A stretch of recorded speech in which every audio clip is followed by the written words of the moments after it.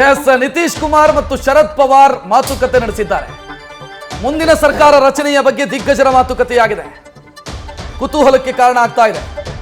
ನಿತೀಶ್ ಕುಮಾರ್ ಮತ್ತು ಶರದ್ ಪವಾರ್ ಅವರ ಮಧ್ಯೆ ನಡೀತಾ ಇರುವಂತ ಮಾತುಕತೆ. ನಿತೀಶ್ ಕುಮಾರ್ NDA ಮೈತ್ರಿಕೂಟದಲ್ಲೇ ಇರ್ತಾರಾ ಅನ್ನೋದು ಸದ್ಯಕ್ಕಿರುವಂತ ಪ್ರಶ್ನೆ. ಪದೇ ಪದೇ ತನ್ನ ನಿಲುವು ನಿರ್ಧಾರ ಎಲ್ಲವನ್ನ ಕೂಡ ಬದಲಾಯಿಸೋರು ನಿತೀಶ್ ಕುಮಾರ್. ಪದೇ ಪದೇ ಈ ಬಾರಿ ಏನು ಮಾಡ್ತಾರೆ? ಅವಕಾಶಗಳು ಬಂದಂತ ಸಂದರ್ಭದಲ್ಲಿ ಗಾಳಿ ಬಂದ ಕಡೆಗೆ ತೂರುವಂತ ರಾಜಕಾರಣಿಗಳ ಪೈಕಿ ನಿತೀಶ್ ಕುಮಾರ್ ಕೂಡ ಒಬ್ಬರು. 2014ರಲ್ಲೇ ಪ್ರಧಾನಿ ಸ್ಥಾನದ ಮೇಲೆ ಕಣ್ಣನ್ನ ಇಟ್ಟಿದ್ರು ನಿತೀಶ್ ಕುಮಾರ್.